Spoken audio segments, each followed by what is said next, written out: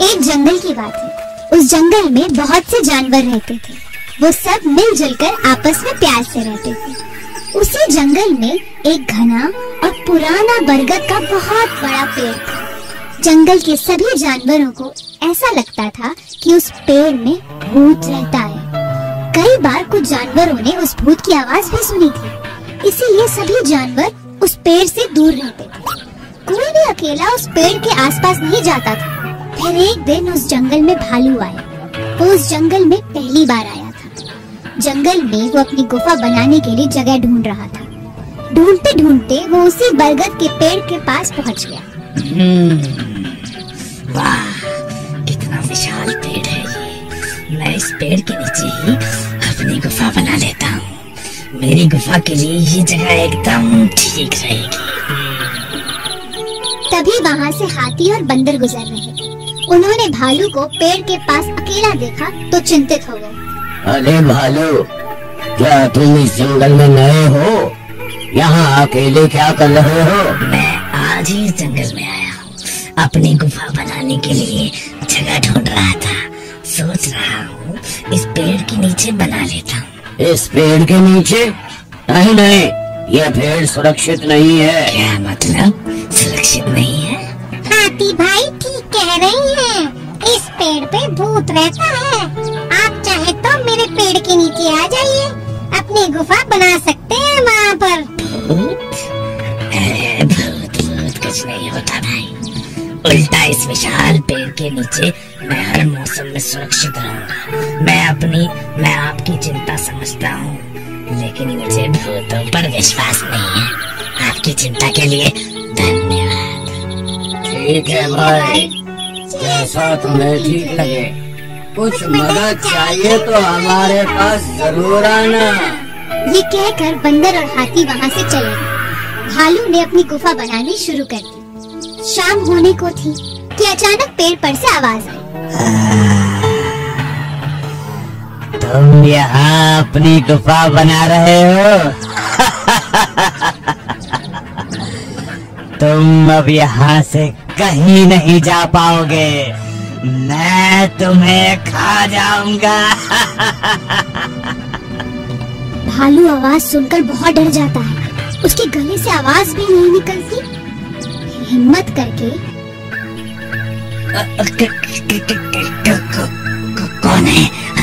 कौन है वहाँ? क्या सच में भूत है? हाँ, मैं पेड़ पर रहने वाला भूत ही बोल रहा हूँ। अब मरने के लिए तैयार हो जाओ। इतना सुनते ही भालू वहाँ से भाग खड़ा होता है। भागकर वो बंदर के पेड़ के पास पहुँचता है और जोर जोर से उसे आवाज लगाने लगता है। बंदर भागते हुए वहाँ आता है और हांफते हुए पूछता है, अरे भाई क्या हुआ? इतना घबराए क्यों हुए हो? भूत उस पेड़ पर भूत है। मैंने उसकी आवाज सुनी। भूत। अच्छा, अब शांत हो जाओ। हमने तो पहले ही तुम्हें बताया था। हाँ, मुझे तुम्हारी बात पर भरोसा कर लेना चाहिए था। अब मैं वहाँ वापस नहीं जाऊंगा। भूत। कोई बात नहीं, तुम अपनी गुफा यहाँ बना लो। यहाँ तुम्हें कोई खतरा नहीं होगा। धन्यवाद बंदर भाई। भालू ने अपनी गुफा बंदर के पेड़ के नीचे बना ली और वो वहाँ आराम से रहने लगा। एक दिन भालू जंगल में टहलने निकला तो इत्तेफाक से वो उस बरगद के पेड़ के पास पहुँच गया। वो वहाँ से वापस जाने ही वाला था कि उसे एक गोरिल्ला उस पेड़ की तरफ जाता दिखाई दिया। वो गोरिल्ला के पीछे पीछे गया। वो गोरिल्ला के पीछे उसे सचेत करने के लिए जाने लगा, लेकिन उसके कुछ भी बोलने से पहले गोरिल्ला उस पेड़ पर चढ़ गया। भालू उसकी मदद करना चाहता था, लेकिन उससे अपनी जान भी प्यारी थी, इसलिए वो वहाँ से उल्टे पांव बंदर के पास आ गया। उसने बंदर को सारा किस्सा बताया। बंदर भाई, हमें उस गोरिल्ला को भूत से बचाना होगा। पता नहीं अब तक जिंदा भी है या? गोरिल्ला? लेकिन उसे तो सबने जंगल से बाहर निकाल दिया था। वो सबको परेशान करता था। मुझे कुछ गड़बड़ लगती है, मैं जाकर पता लगाता हूँ। बंदर बरगद के पेड़ के पास गया और हिम्मत जुटाकर पेड़ पर चढ़ गया। पेड़ पर चढ़कर वो चिल्लाया, लगता है मेरे पेड़ पर कोई चढ़ गया है। कौन है यहाँ? मैं तुम्हें ढूंढ लूंगा और खा जाऊंगा। गोरिल्ला ने बंदर की आवाज सुनी तो वो डर के मारे पेड़ के नीचे आ गया। उसने जंगल के बाकी जानवरों को बुलाया और बताया कि पेड़ पर सच में भूत है। वो तो हम पहले से ही जानते हैं, लेकिन तुम यहाँ कैसे आ गए? तुम्हें तो जंगल से निकाल दिया गया था। जी हुजूर, लेकिन मैं गया नहीं। मैं छुपकर पेड़ पर ही रहता था और मैं ही भूत बनकर जंगल के जानवरों को डराता था। लेकिन अब तो मैं सच में डर गया हूँ कि उस पेड़ पर भूत है। गोरिल्ला की ये बात सुनते ही बंदर पेड़ पर से नीचे आ गया। पेड़ पर कोई भूत नहीं है। भालू की कहानी सुनकर मैं समझ गया था कि ये इस दुष्ट गोरिल्ला की चाल लगती है। इसका भांडा फोड़ने के लिए मैं भूत की आवाज निकाल रहा था। गोरिल्ला का राज सामने आ गया और इस बार जानवरों ने मिलकर उसे जंगल के बाहर छोड़ दिया। बंदर ने बहादुरी से उस मुसीबत का सामना करके सबकी प्रशंसा बटोरी। अब उस पेड़ से किसी को डर नहीं लगता था। जंगल हमेशा के लिए सुरक्षित हो गया था।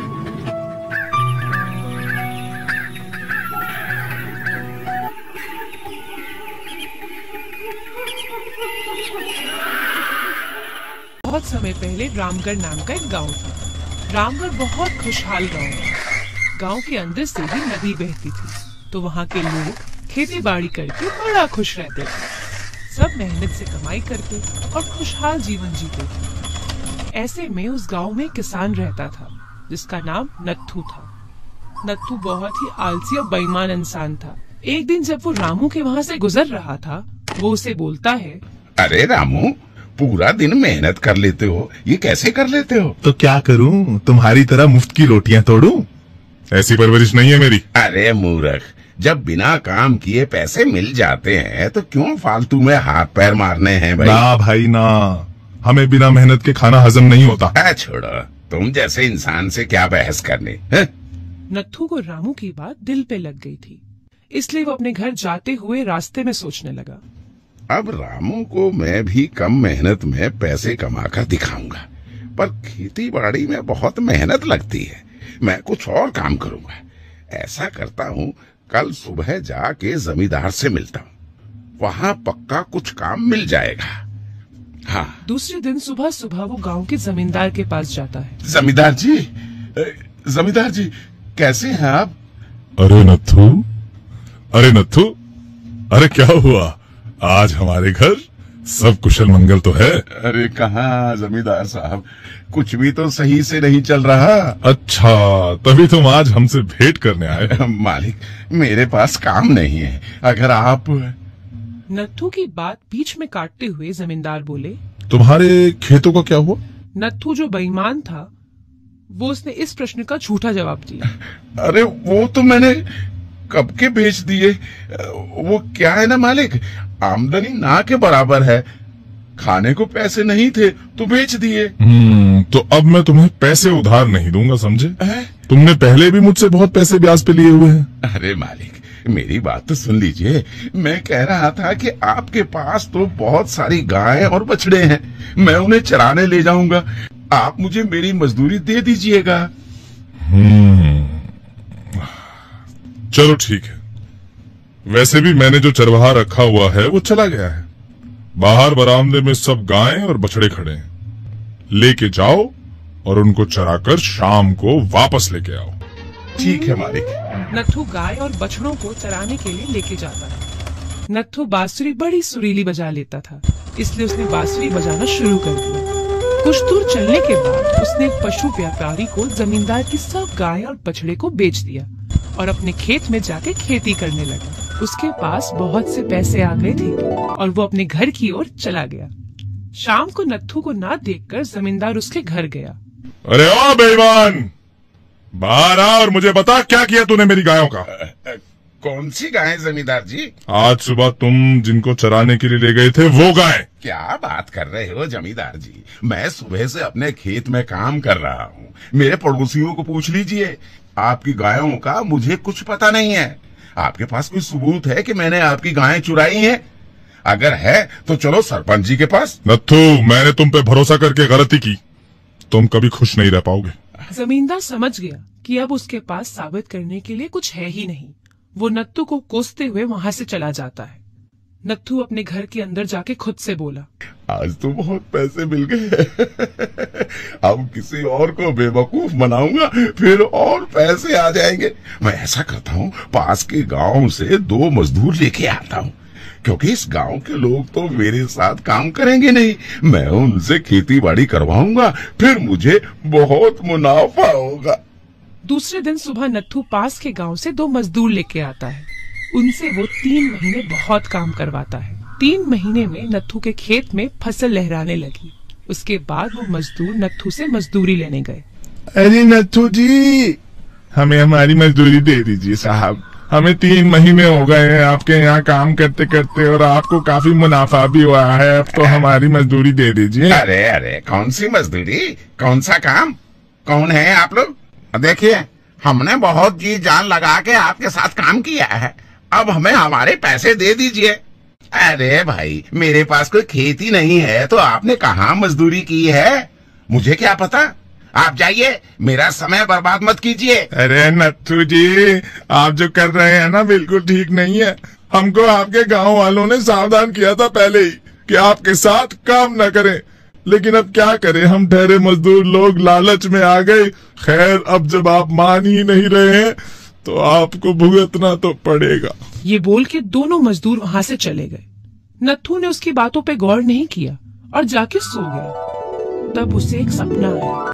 सपने में उसके सामने एक देवी प्रकट हुई जो उसे बोलती है, आपने अब तक बहुत बेईमानी की है, बहुत लोगों को ठगा है।